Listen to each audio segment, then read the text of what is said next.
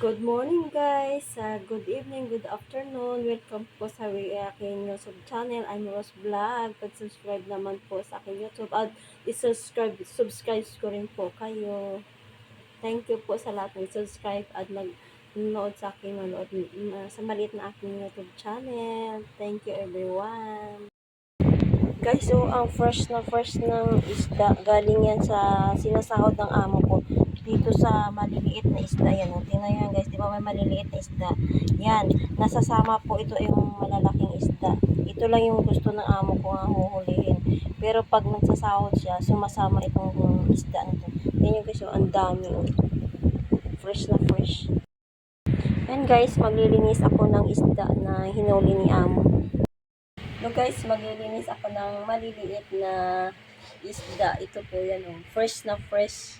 Galing yan sa sinasahod ng amo ko sa maliliit na isda. Kaya maglilinis po ako. Maglilinis po ako at gamit ko lang yung kutsara. Yan lang po. Kasi madali siyang gamitin kaysa kutsilyo na maliit.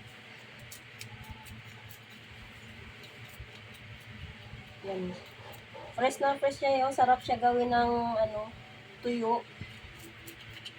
Fresh na fresh from malapit kasi dito yung dagat eh. Kaya pag sumasahod yung amo ko sa maliliit na isda, nasasama din po ito. Yan.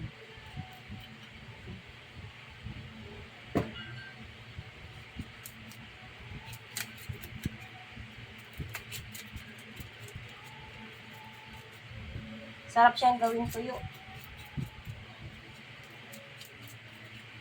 Kaya lang hindi ako makapagbilad dito kasi nga maraming pusa. Gusto siguro nasa 20 siguro, mga 20 piraso siguro dito mahigit ang mga pusa. Kaya wala akong mapaglagyan, wala akong mapagsabitan. Kasi ang dami ng pusa dito.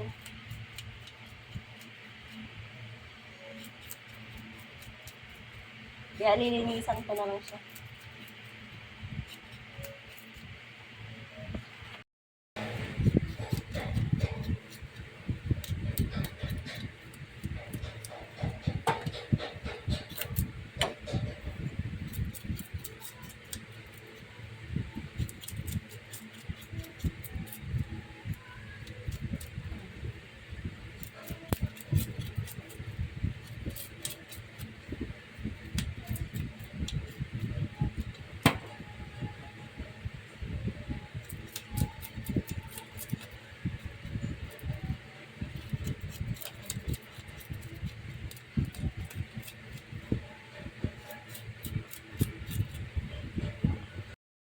Yan guys, natapos ko na siya himbisan. Yan. Tapos ko na siya himbisan. Ayan, lilinisan ko na lang siya, hugasan. Siya guys, oh. Ang dami niya, oh, di ba? Sarap siya sanang gawing daing ba na tuyo. Kaya lang wala akong mabilaran kasi sobrang dami dito ng ng pusa, may get 20. Saan ko isasabit to? Sa ganda sana ibilad sa taas ng bubong kasi nga sobrang init tapos siyempre mainit din yung bubong.